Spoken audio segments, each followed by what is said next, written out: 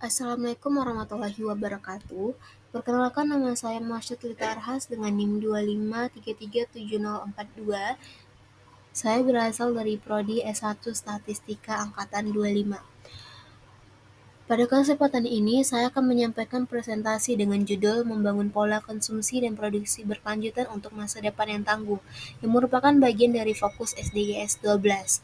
Saya berharap melalui pemaparan ini, kita dapat bersama-sama memahami mengapa pola konsumsi dan produksi yang bertanggung jawab sangat penting untuk keberlanjutan lingkungan, ekonomi, dan kesejahteraan generasi mendatang.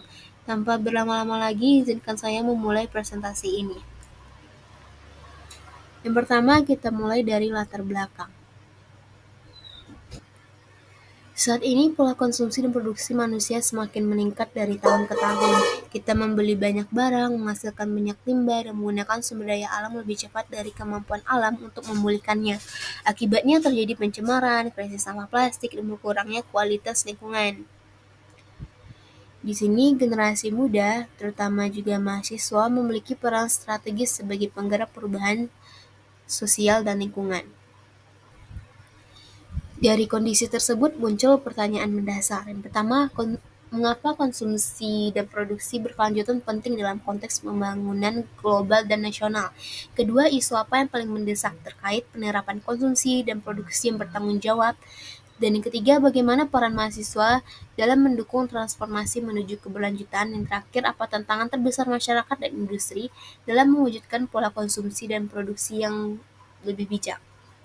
Adapun tujuan saya menyampaikan materi ini adalah menguraikan relevansi konsumsi dan produksi berkelanjutan dalam pembangunan global dan konteks Indonesia, mengidentifikasi isu-isu kritis dan hambatan implementasi di tingkat individu, masyarakat, dan industri, menganalisis kontribusi mahasiswa sebagai agen perubahan dan penguat transisi berkelanjutan, merumuskan rekomendasi strategis untuk mendukung gerakan konsumsi produksi berkelanjutan. Selanjutnya, kita ke pembahasannya. Ada beberapa poin yang saya sebarkan di sini. Yang pertama, pentingnya konsumsi dan produksi berkelanjutan. Pola konsumsi dan produksi berkelanjutan itu penting karena tanpa perubahan, kerusakan lingkungan akan semakin parah. Banyak penelitian menunjukkan bahwa sumber daya kita semakin menipis dan limbah terus meningkat. Didukung oleh literatur global yang menekankan urgensi pergeseran dari ekonomi linear menuju ekonomi sirkular.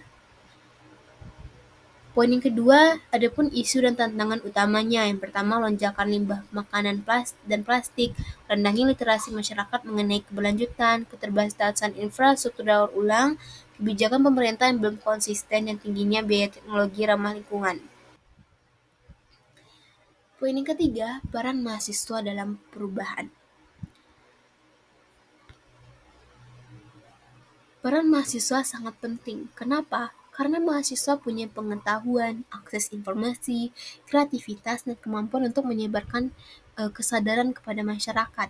Mahasiswa bisa melakukan banyak hal seperti menjadi pelopor pergerakan keberlanjutan di kampus dan masyarakat, berkontribusi melalui riset inovasi teknologi hijau, kampanye kesadaran, dan praktik konsumsi bijak, menginisiasi proyek lingkungan seperti bank sampah, daur ulang, ekokampus, dan kewirausahaan hijau.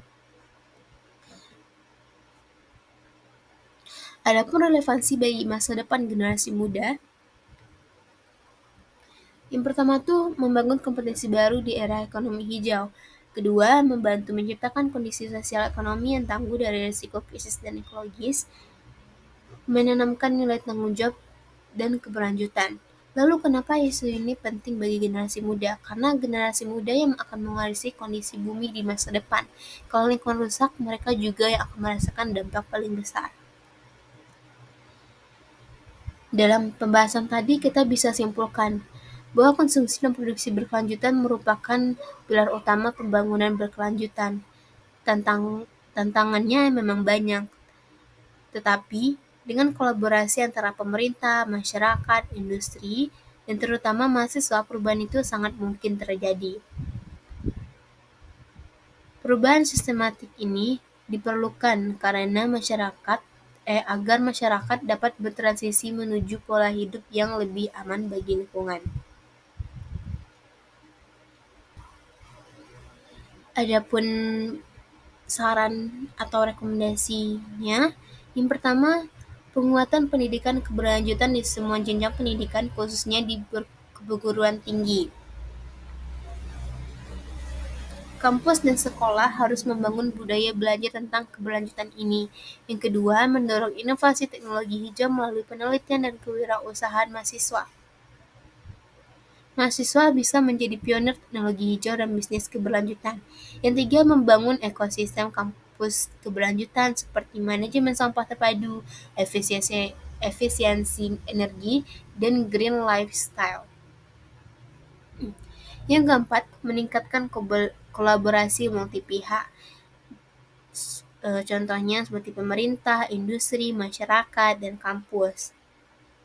Yang kelima, memperkuat kebijakan publik yang mendorong ekonomi sirkular dan produksi bersih. Regulasi perlu mendukung penggunaan energi bersih dan pengurangan limbah. Dan terakhir, mengembangkan gerakan lingkungan berbasis komunitas, terutama dipimpin oleh mahasiswa. Mulai dari hal sederhana seperti memilah sampah. Baik, jika kita ingin masa depan yang lebih aman, bersih, dan nyaman, maka perubahan harus dimulai dari sekarang. Mulai dari hal kecil seperti mengurangi sampah, memilih produksi yang ramah lingkungan, hingga mendorong industri dan pemerintah untuk lebih peduli. Dengan bergerak bersama, kita akan mampu mewujudkan masa depan yang tangguh, berkelanjutan, dan lebih layak huni untuk generasi selanjutnya. Demikian pemaparan dari saya. Terima kasih atas perhatian Bapak, Ibu, dan teman-teman sekalian. Wassalamualaikum warahmatullahi wabarakatuh.